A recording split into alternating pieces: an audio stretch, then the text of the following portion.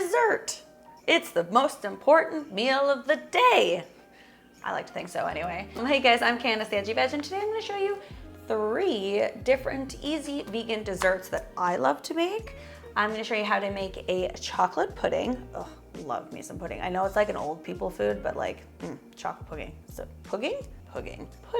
So good. Second one, I'm going to show you how to make it's like a mix of like regular coconut macaroons and the German version of coconut macaroon that I grew up with. And the third ones are Cinadoodles. No, not snickerdoodles, Cinadoodles. This recipe is based off of my favorite cookies from Cinnaholic here in Toronto and my best attempt at recreating them. The first recipe I'm going to show you how to make is a basic chocolate pudding. This is pretty much the universal recipe for regular chocolate pudding. I'm just making it vegan by adding a vegan butter and a vegan soy milk. So the first thing I'm going to add to my pot here is sugar, cocoa powder, salt, a little bit of instant coffee, and that just really brings out the chocolate flavor.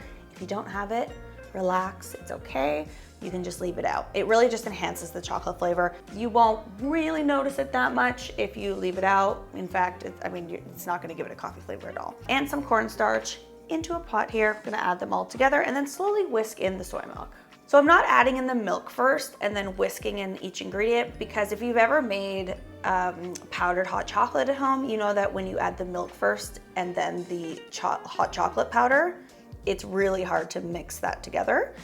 So I'm mixing all the dry ingredients together first, and then I'm slowly going to whisk in the milk. Slowly pouring it in. I swear to God, if I ever end up with carpal tunnel, it's gonna be because of all the whisking I do. All right, so that's whisked in here. As soon as I bring it to a boil, I'm going to let it boil for like 10-15 seconds or so, and then take it off the heat. So it'll thicken up like this. And this is exactly why you want to be whisking the entire time, because it'll burn to the bottom otherwise. So these are the bubbles that you want. So it's just before a boil. You need it to come to this point in order for the cornstarch to thicken. So once you get this thick pudding, we are going to add our vanilla and our butter. I mean, you can leave the butter out if you don't want to add it, but I just find that it adds such a rich flavor. So, I would recommend keeping it in. This recipe is very similar to your typical pastry cream. So what you fill like eclairs with and French tarts, pretty much a chocolate version of that, because pastry cream is life. Now we can transfer this to whatever vessel you want them in. So you can do like those short stubby mason jars. I have these really cute glasses. So I just have these glasses here. One of my girlfriends has a candle company, and I like to keep the glasses that her candles come in. Reduce, reuse, recycle. Obviously the wax is gone. But you just wanna pour them into the cups and cool these at room temperature. One little cute thing that I like to do, this reminds me of a specific pudding and whipped cream combination that I had growing up in Germany. You can also make this exact recipe just without the cocoa powder and the coffee and make layers. So do like that's called pastry cream, and then do chocolate on the bottom and the vanilla on the top, and it's so good.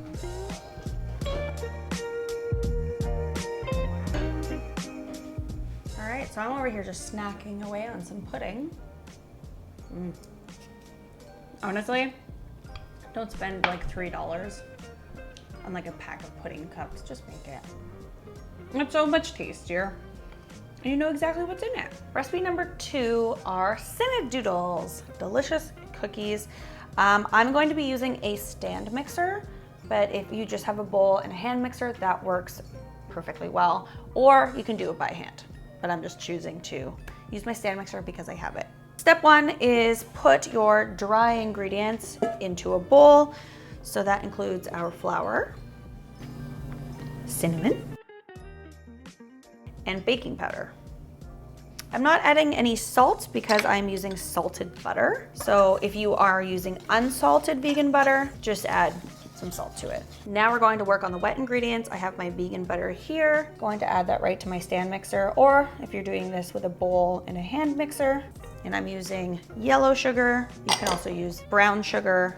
I just really wouldn't use white sugar because you're going to end up with like a how do I describe it? Like a harder cookie. Like it won't be as chewy. So you'll end up with something like this. It's like a sweet butter, more or less. Then I'm going to add in some molasses. So that's going to give these like a rich caramel flavor, and it goes really well with the cinnamon. Vanilla. Oh, sorry. Also going to add in our vanilla. And cream that together once again. That aesthetic though. Go in as you need to just scrape down the sides, push it all to the center so you don't have any of that butter stuck kind of on the outer edge here. And again. Now let's stir in our aquafaba. I'm going to, just like roughly a cup at a time, add in the flour.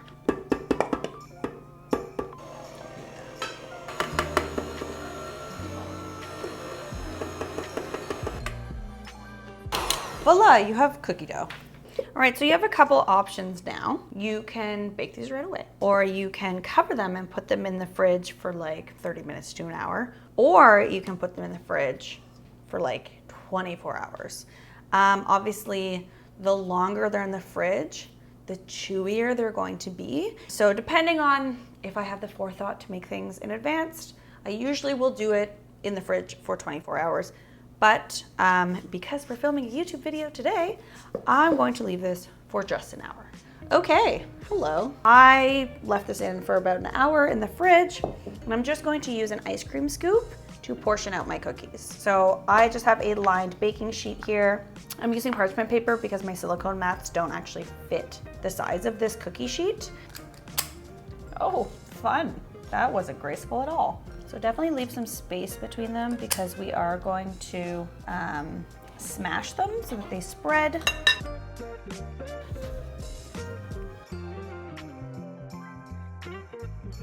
All right, I'm going to put these in the oven for about 5 to 6 minutes. So after 5 minutes, you're going to smash this on the counter. I'm just gonna spread them out and crack them.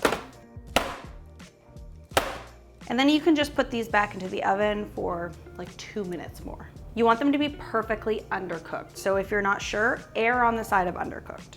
So I've taken the cookies out of the oven. I've let them sit on the pan for 5 minutes. You don't want to disturb them, they're very delicate. After 5 minutes, you can go ahead and put them on a wire cooling rack. They're gonna be so chewy.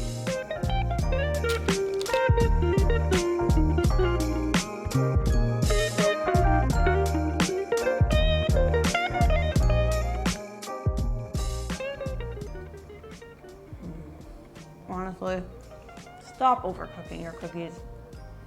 They should be undercooked. That's it. I think what I would do differently next time with this is maybe add a little bit more butter so that they spread a little bit more.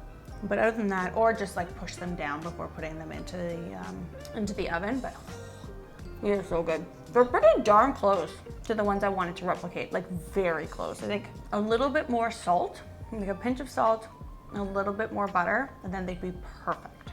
The third recipe is German-inspired coconut macaroons. Step number 1, add the coconut to the bowl.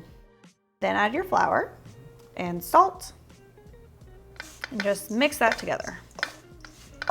Now we're going to work on the traditionally egg white portion of the cookie. Instead of egg whites, I am using aquafaba, an amazing egg white replacer. You can pretty much use aquafaba the same way you would any egg white. I mean, except for maybe like cooking it, like sunny side up. But it makes amazing meringues, so we're going to whip these into peaks first. So I recommend using a stand mixer for this just because there's going to be a lot of beating in this recipe. I mean, if you have a bowl and a hand mixer, that's fine too. You'll just be standing there for a while. I don't know that you're going to have as much success using a whisk in a bowl, but hey, if you're a seasoned baker and you know that's how you learned how to bake is like just whisking, whisking, whisking, great, try it, do it, have fun. Let me know how it goes. So add your aquafaba to your stand mixer. To help stabilize, I'm going to use some cream of tartar. And then we are going to whip that until stiff peaks form.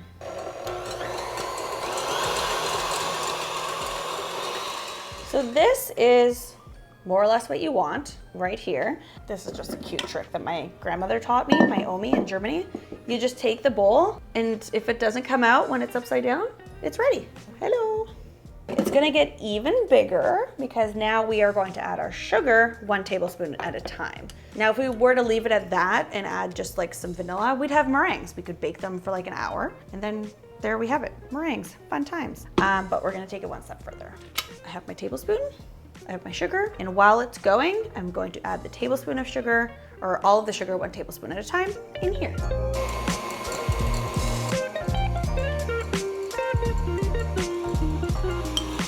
You're gonna be able to smell the sugar in a second. All right, so you wanna let that do its thing for about 10 to 15 minutes. What you should end up with is like a really thick, glossy version of what you just had. So like stiff peaks. It almost looks like marshmallow fluff. Just before your 10 to 15 minutes is up, you can add your vanilla extract and your zest.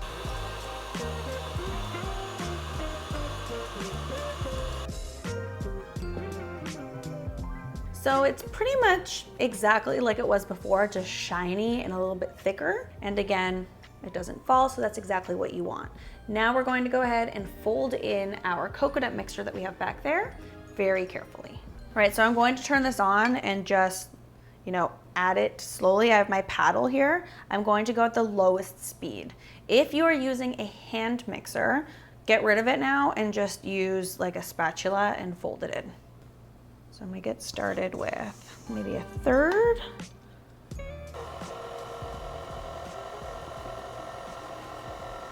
So it's more or less in there. I'm just going to do the last like 2 with this.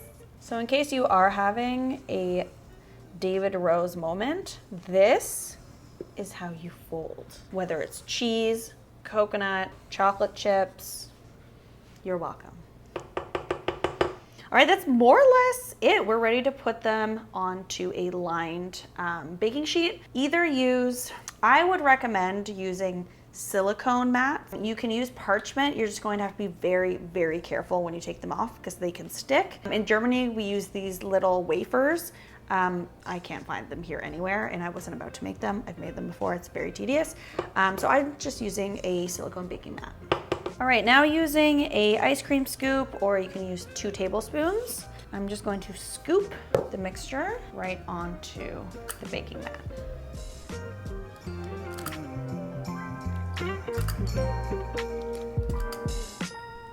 The last one's always tiny.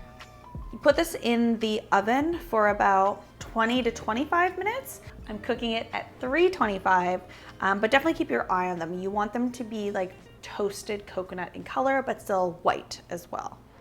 So I think I forgot an ingredient because they are one giant cookie. This is real life. This is what has happened to my macaroons. They're unbelievably delicious. They're just not quite the shape that I wanted. Don't think I added enough flour. I think I measured the flour incorrectly. That's fine. In hastiness, did not measure enough flour. I'll update this and put it on the blog, but like it's a delicious disaster, and if you ever encounter this, just eat it anyway. I might just like peel it up and shred it up and put it on like ice cream or something, because look at this. It's not really easy to peel, so I mean even cutting it into cookies isn't really gonna work. But like I said, it's really delicious and tasty, so an updated version of this is going to be on my website. So 2 easy, delicious vegan desserts today. Oh my God, though. This is like a topping on something. This is essentially the center of a German chocolate cake.